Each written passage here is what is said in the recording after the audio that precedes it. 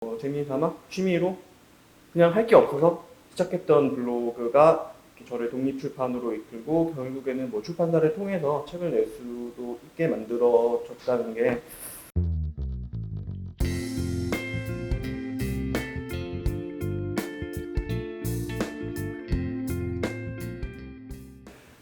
독립출판계 전설이라고도 뭐 저는 아주 오랫동안 기억하고 있었는데 그 전설을 드디어 옆에서 만났는데요. 김봉철 작가님을 여기 모셨습니다. 김봉철 작가님 안녕하세요. 네, 안녕하세요. 네, 그 간단한 소개를 좀 직접 해주시겠어요, 작가님? 네, 안녕하세요. 저는 김봉철이라고 하고요. 2017년 6월부터 독립출판을 시작해서 처음에 30대 백수 쓰레기의 일기라는 책을 만들고 그 다음에는 봉철 비전, 이면의 이면, 마음에도 파스를 붙일 수 있었으면 좋겠어 같은 독립출판물들을 꾸준하게 제작을 하다가 1인 출판사를 등록을 해서 사업자 등록을 하고 또 출판사와 이제 연이 닿게 되어서 이제 올해 초에 숨고 싶은 사람들을 위하여라는 책이 웨일북을 통해서 나왔고요. 또 얼마 전에 작은 나의 책이라는 책이 수호소재라는 출판사를 통해서 출간하게 되었습니다.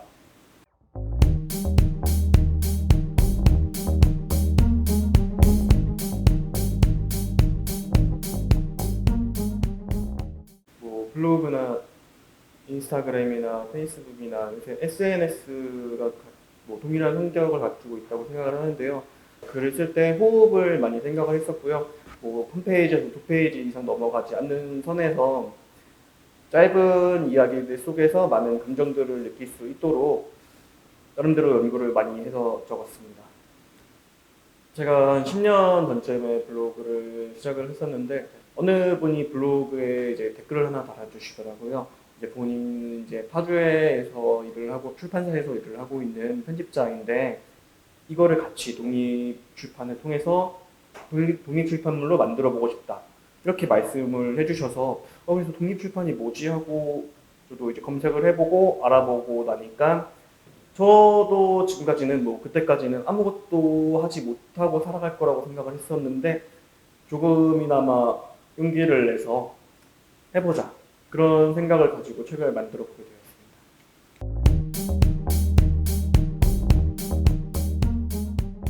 자비출판이란 말도 있죠. 되었습니다. 예. 그다음 독립출판이란 말도 있어요. 이 두 가지를 좀 비교해서 뭐좀 설명과 장단점, 뭐 아니면 특징을 좀 알려주시겠어요?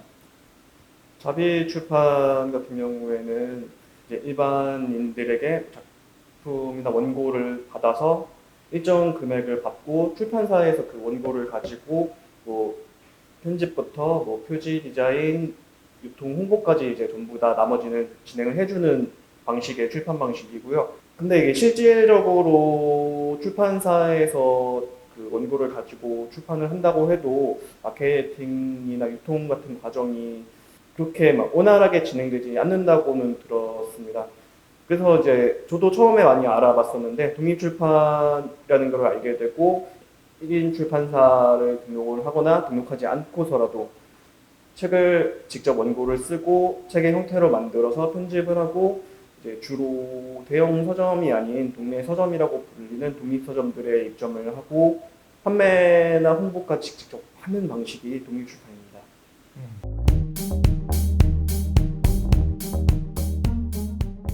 환영이나 폰트를 지금 뭐 일반론을 강연해 주세요라기보다도 30대 백수 쓰레기 일기 하실 때 어떻게 하셨는지만 사례 중심으로 말씀해 주시는 게 더 편할 것 같습니다. 일단은 제가 집에 있던 책 중에서 제일 좋아하는 책을 꺼내가지고 바로 이제 크기를 쟀어요.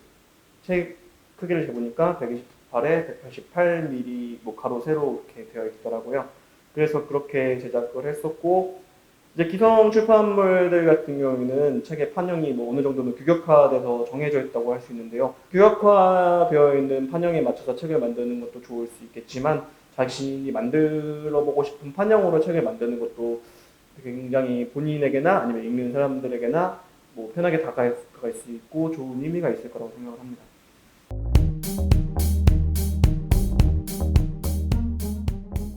자, 편집에 대한 또 질문도 그다음 준비된 질문인데요. 편집. 책 편집을 위해서 인디자인이라는 프로그램을 많이 쓴다는 거를 알고 저도 배워야 만들 수 있을 줄 알고 배우려고 뭐 도서관에서 책을 빌려본다던가 뭐 교재를 빌려본다던가 인터넷으로 뭐 알아본다던가 이런 식으로 좀 노력을 했었는데 어렵더라고요, 생각보다. 그래서 제가 생각한 방식은 그냥 집에 컴퓨터에 설치되어 있는 한글 2014라는 워드 프로그램을 이용해서 편집을 해서 책을 인쇄소에 이제 PDF 파일로 변환을 해서 가져다 줬는데 책의 형태로 나왔습니다. 이런 전문적인 프로그램을 하지 못해서 제가 만들어내는 그 한글 2014로 만들어낸 책을 책이라고 부르지 않는 사람은 아무도 없었고요.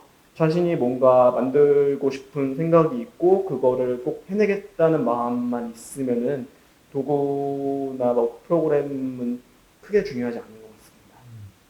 이 책은 열린 책들이라는 출판사에서 이제 해마다 나오는 편집 매뉴얼인데요. 뭐 표지, 뭐 책의 판형이나 아니면 내지 안에 글자 크기나 글자 사이의 간격이나 아니면 뭐 책의 내지 페이지 안에 그 위아래 여백 같은 경우 열린 책들에서 만들어내는 책의 규격을 전부 다 적어놨기 때문에 이 책을 참고하신다면 책을 만드실 때 조금 깔끔하고 뭐 정돈된 모습으로 만들고 싶다. 그러시면 이 책을 보시면 좋을 것 같습니다.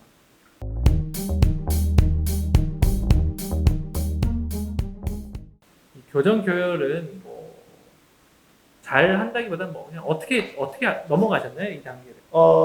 일단 최대한 잡아보려고 노력을 했었고요.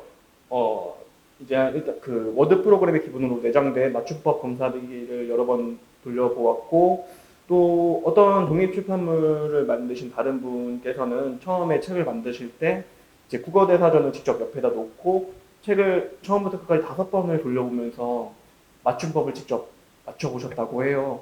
근데 이 말을 들었을 때 저는 좀 충격을 받았는데, 저는 약간 대충 만들 생각을 하고 있었기 때문에 독립출판물에서는 특히 뭐 오타나 뭐 맞춤법이 틀리는 부분도 충분히 그 개인의 특성을 드러낼 수 있는 거라고 생각을 해서 어떻게 보면은 독립출판물의 하나의 매력일 수 있다고 생각을 해요.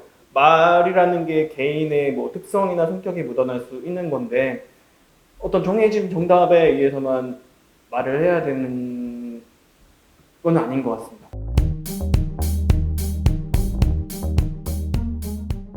글을 쓰거나 책을 뭐 만드는 거는 어떻게든 이렇게 하면 될 것 같은데 여기서부터 조금 이제 진짜 사업처럼 되는 느낌? 비즈니스? 이제 더 이상 뭔가 글 쓰는 일이 아니잖아요. 유통, 뭐 마케팅 이런 쪽이잖아요. 이 부분은 어떻게 하셨는지.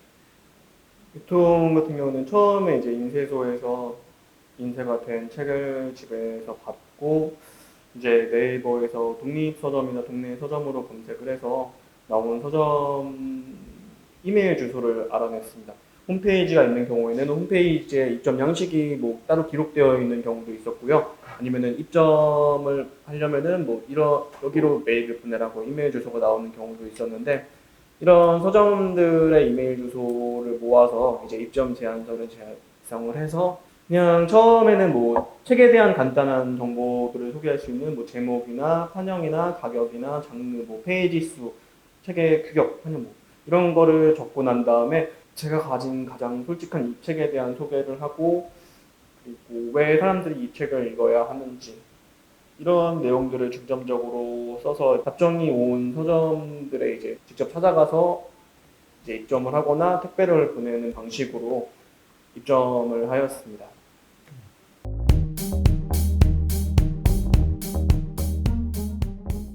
독립출판이라는 게 마케팅이라는 게 좀 뭐 어떤 범위 내에서 되는지.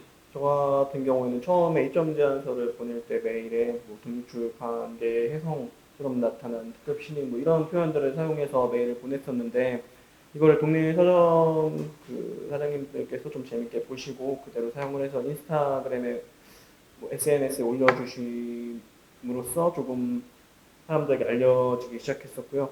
제가 힘들게 살아가고 있는 모습, 뭐 아까 처음에 보셨던 인력사무소에서 인력 일 나가서 뭐 그 막노동을 할 때 끼는 장갑이나 뭐 안전화 같은 거를 올리기도 하고 이러니까 사람들이 좀 재밌게 봐주셨던 것 같습니다. 요새는 이제 당근마켓이라고 개인이 그 지역에서 이제 직접 개인과 개인 간의 뭐 중고 물품이나 사용하지 않는 물품을 거래하는 그런 어플이 있더라고요. 어느 날 생각을 해보니까 책을 팔 수도 있을 것 같더라고요. 그래서 그냥 거의 장난삼아 책을 올렸습니다. 그래서 한 2주 동안에 한 대여섯 권 정도를 실제적으로 판매를 했는데, 이거를 당근마켓에 올렸던 이유는 사실 정말 책을 팔려고 올렸던 건 아니고 그냥 사람들이 보면은 좀 재밌어 할 것 같았습니다. 그래서 올렸는데 실제적으로 판매로 이어지기도 해서 그 부분도 좀 좋았던 것 같습니다.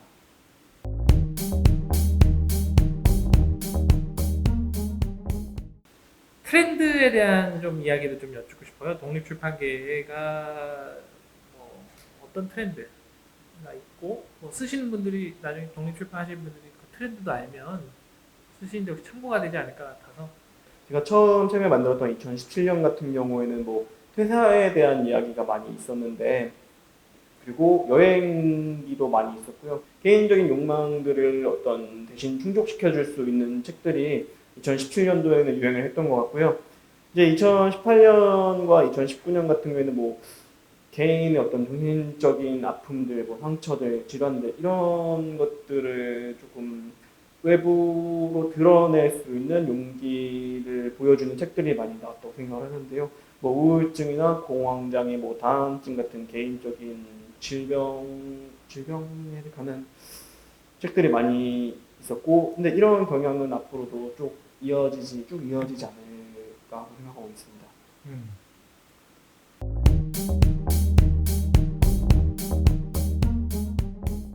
글쓰기가 전체 삶에서 어떤 좀 의의가 있었나요?